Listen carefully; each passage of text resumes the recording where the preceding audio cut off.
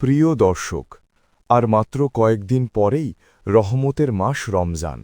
আমরা সবাই অধীর আগ্রহে অপেক্ষা করছি। কিন্তু আপনি কি জানেন, এই রমজান মাস কারো কারো জন্য জান্নাতের চাবি না হয়ে জাহান্নামের কারণ হতে পারে? হ্যাঁ, আপনি ঠিকই শুনেছেন। স্বয়ং ফেরেশতাদের সর্দার জিব্রাইল আলাইহিসসালাম রমজান নিয়েও বদদোয়া করেছেন, আর আমাদের প্রিয় নবী মুহাম্মদ সাল্লাল্লাহু আলাইহি ওয়াসাল্লাম তাতে আমিন বলেছেন। কি সেই ভয়ানক ঘটনা জানতে ভিডিওটি শেষ পর্যন্ত দেখুন। আপনার জীবনের মোড় ঘুরে যেতে পারে।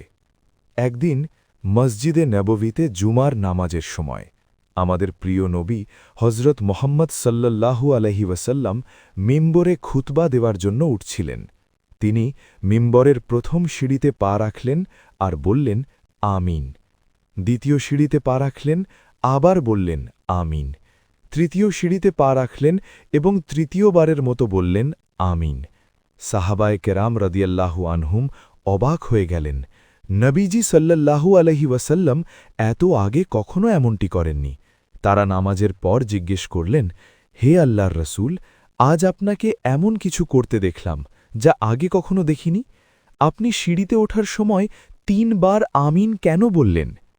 নবীজি তখন সাহাবাদের দিকে তাকিয়ে বললেন, আমি যখন প্রথম সিঁড়িতে পা রাখলাম তখন জিব্রাইল আলাইহিসসালাম আমার কাছে এসে বললেন, ধ্বংস হোক সেই ব্যক্তি যে রমজান মাস পেল কিন্তু নিজের গুনাহ মাফ করাতে পারল না।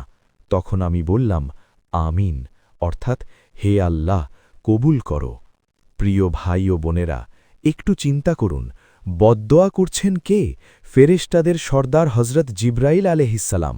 আর সেই দোয়া কবুলের জন্য আমিন বলছেন কে?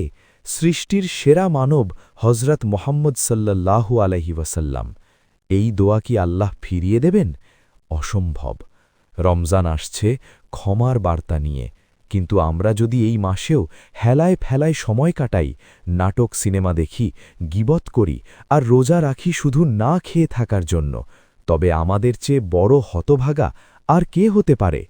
তাই আসুন, এই রমজান আসার আগেই আমরা তওবা করি, প্রতিজ্ঞা করি, এবারের রমজান হবে আমাদের জীবনের সেরা রমজান, যেন আমরা জিব্রাইল আলাইহিসসালামের সেই বদদোয়ার ভাগীদার না হই। আল্লাহ আমাদের সবাইকে এ রমজানে ক্ষমাপ্রাপ্তদের অন্তর্ভুক্ত করুন। আমিন। ভিডিওটি শেয়ার করে অন্যকেও সতর্ক করুন। এমন আরও ভিডিও পেতে কলবের আহ্বান চ্যানেলটি সাবস্ক্রাইব করুন। জাযাকাল্লাহু খায়রান।